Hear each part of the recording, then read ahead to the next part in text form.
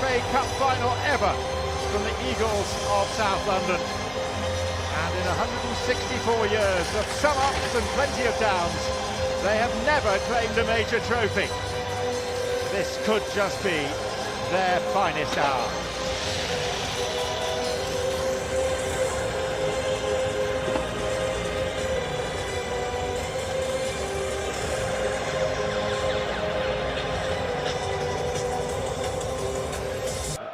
Crystal Palace, on the referee's say-so. We'll get the 144th FA Cup final underway. City's 14th final, just Palace's third. Sean Beglin already keeping an eagle eye on the way that Manchester City are lining up, and we'll get a word from him on that in just a moment, because you never quite know, even when you see the team list, how Guardiola will line them up, and already an injury in the opening few seconds as well. Yeah, it looks Doku from the left-hand side, which isn't a surprise, and Savinho obviously on the right, and it looks as if Marmoush is going to play the 10 role behind Haaland.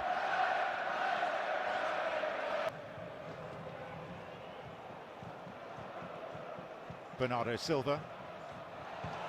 Well, it invited the header, and Savinho tried to force his body in front of a couple of Palace defenders. I mean, he's not renowned for his heading, Savinho, but I thought at one stage he's going to get on the end of this, and it was Mitchell who managed to get between Savinho and Marmoush. Crystal Palace having to absorb quite a lot in the opening skirmishes of this FA Cup final. Savinho. This time Akanji on the end of the corner kick. Yeah, I think once it arrived to him, it was difficult for him because he's more or less heading it backwards. Rare attack from Crystal Palace. It's the Colombian, Munoz. Oh, and hit first time! Abere Eze, the star man for Palace in the cup. Set up beautifully by Daniel Munoz. It's a proper sucker punch to City, because Palace have barely shown an attacking threat to this point.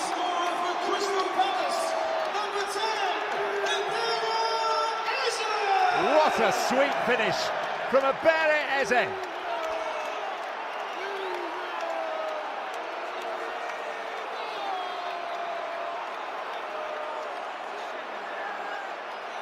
Well, it's incredible. I mean, it's just kind of a hopeful ball initially, but Mateta begins the breakaway, gets it back from Kamada, and now it's a case of Munoz, who's been superb of late.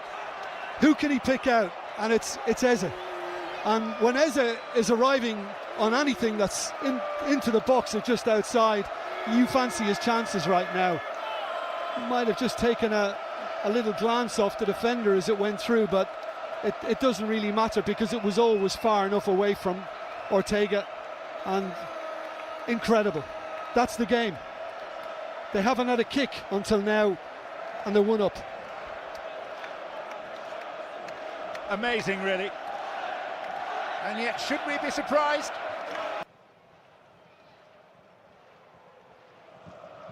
Marmoush, Bernardo Silva. Oh, and Mitchell committed himself to the challenge, and City are convinced that that should be a penalty. And Stuart Atwell, after much consideration, agrees.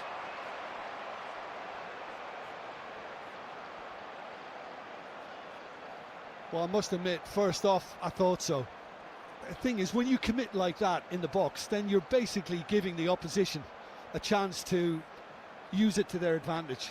And as soon as he saw Mitchell's legs on the ground, Bernardo Silva basically collapsed onto them and thought, yeah, I'm having some of that. And I'd be surprised if this is turned around. Tyrick Mitchell, the homegrown left-back, actually played for AFC Wembley, grew up in neighbouring Harrow. And Erling Haaland has grabbed the ball. Kevin De Bruyne, the captain, coming for a word in his ear. They're still checking this, VAR, to make sure all is as it seemed, all is above board.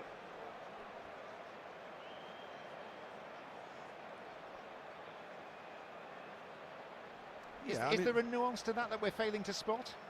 No, it's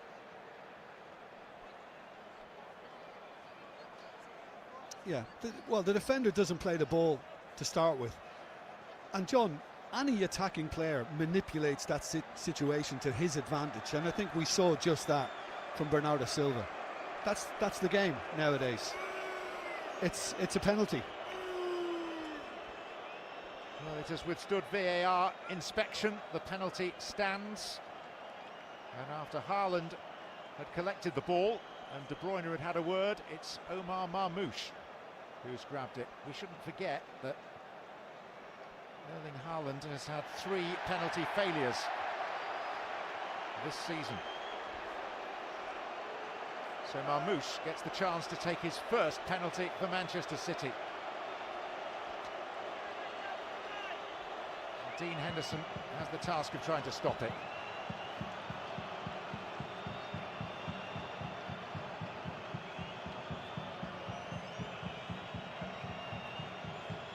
Omar Marmoush, who played much of his most successful club football for the Palace manager, Oliver Glasner.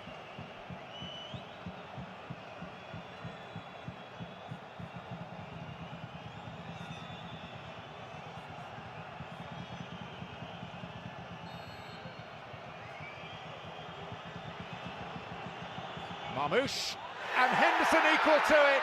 Haaland, Henderson plunges on it, and Henderson writes himself into cup final folklore by saving a spot kick. Well, there's delirium at the Crystal Palace end. He guessed right, got something on it. It wasn't right in the corner from Marmoush to start with, and you know, at a decent height for a goalkeeper too. Still, it's a fine save. And on the follow-up, listening to the VAR, they said that there was no touch. I think some are maybe saying that there might have been the slightest touch, which could have affected things, obviously, but it's been given, it's gone, and thanks to him, Crystal Palace are still 1-up. And Haaland's blessing of the ball didn't do a whole lot of good. Started the season by winning an Olympic silver medal with France. Looking for FA Cup gold today.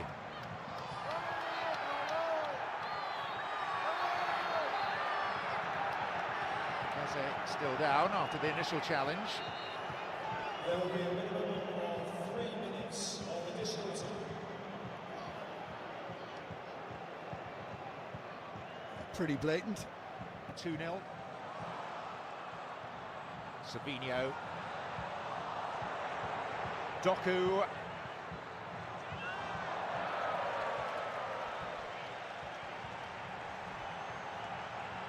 well, all aboard the Manchester City Express, because something different seems to have kind of lifted their game in this second half so far. There's much more of a threat now, much more menace.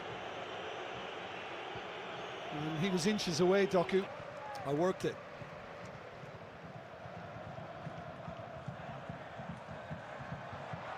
Lacroix. Oh, awkward with the deflection, a chance and a goal, and it's Munoz who set up the first and has scored the second, and Crystal Palace are dreaming of unheard of triumph.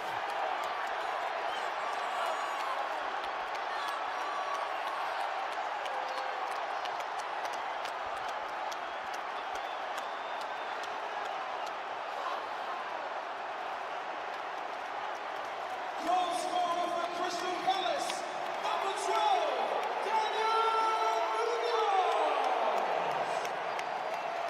Well, again, it's from one of the long throws. I mean, set pieces have been an important part of what Crystal Palace have delivered this season.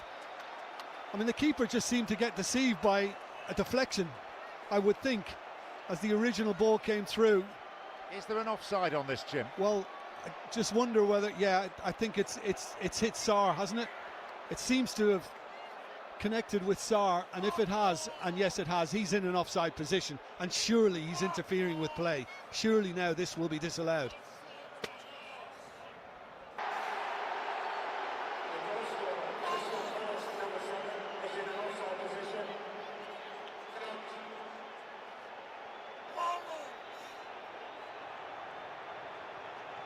The referee has been engulfed by players from both teams. Mark Gahey, I think, is coming off. Haaland is trying to whip up the City fans out of your picture.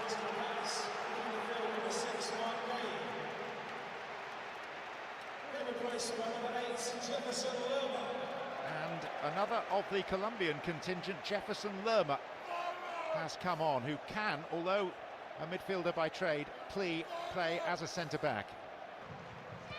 It's Foden. It's Haaland. It's harmless. Diaz. Once again, Jeremy Doku, weak. And it's greeted by a huge Palace cheer. Well, they feel that they're there now, that once Henderson kicks this out, the final whistle may blow, and it might be a first major trophy for Mr. Parish and co. The Eagles have never soared this high before. Crystal Palace make history with their first major trophy after 164 years of trying.